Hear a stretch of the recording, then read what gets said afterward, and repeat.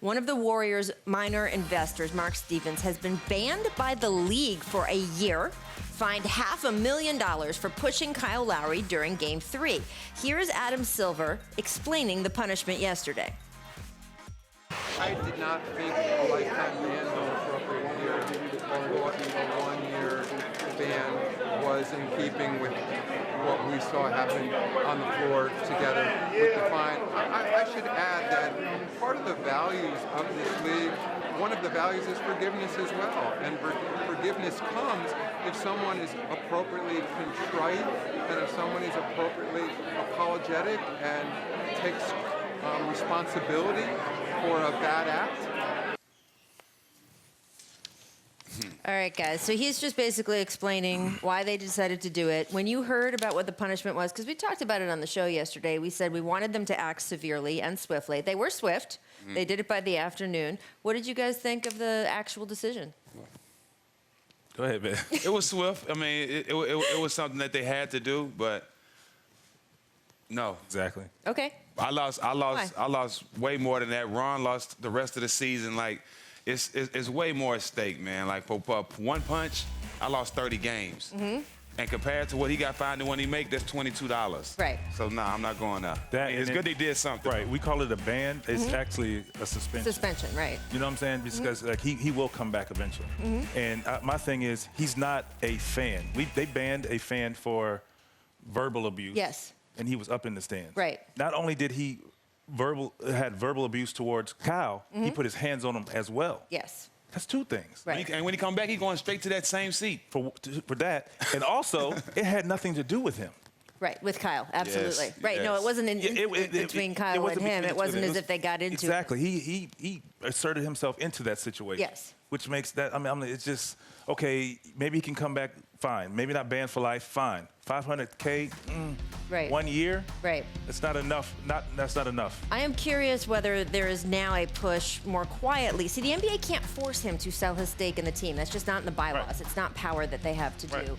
But what I wonder if there will be quietly a movement to have him sell his stake in the team within the Warriors organization. So that's one thing I'm curious whether that is If they still hear it coming. enough, I feel like pressure And it's will right. make So them do having people like something. you guys talk about it will make a difference. I do think I heard people saying, "Why wasn't he lifetime banned?" There has to be something left for something worse. Because that's not the worst thing that guy could have done. I can't repeat what he said to Kyle on television because we don't use that language on our show.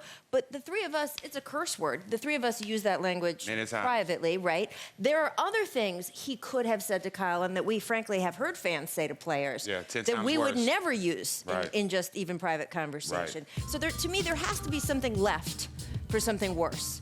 That being said, I understand why everybody is frustrated, and I do think there can be further steps taken by the Warriors organization, because to me, this kind of behavior cannot be associated with your franchise. To me, that is a lifetime ban from that. So if I was one of the Warriors' majority owners, like Joe Lacob, I would be going to Mark Stevens and saying, I'm sorry, you've lost your privilege of being an investor in this team. And as you point out, it's a chip shot for all of these guys, the Silicon Valley owners of this team. Before you make your point, I just want to say this, that he said he had an apology. So are we saying if the gentleman in Utah apologized, maybe he doesn't get a lifetime ban? Right. And that's enough or for just Stephen whatever? That's all I'm saying. And that's enough? Because I'm sure they apologized. But at the same time, they're protecting themselves. Yep, absolutely. So is that enough? Like, you know, I just want to throw that out there. No, I couldn't agree with you enough. I don't think that should take up He into apologized, so consideration we for won't the punish him discipline. as a ban. We'll just give him $500K in a year. Yep. I know it's not sitting right good with Lacob because I know how he is, and I know he wants everything to go smooth around there. It's been a great organization all this time. I know it's not sitting well with him. Right, exactly. So I'm curious to see sort of if we get a more quieter next step. It's power the league doesn't have.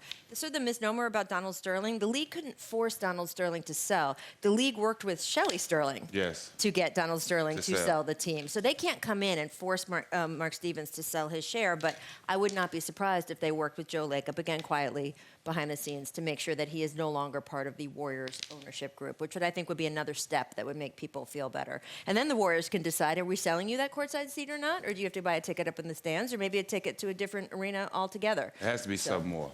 Agreed. Yeah, absolutely. And by the way, you brought up your incident, obviously, in Detroit. there was such a concern with that. If we need to give these players such a harsh penalty so that the fans feel safe, Right. which is insane in and of itself. You know how but many anyway, sodas I got hit with that day? Right, exactly.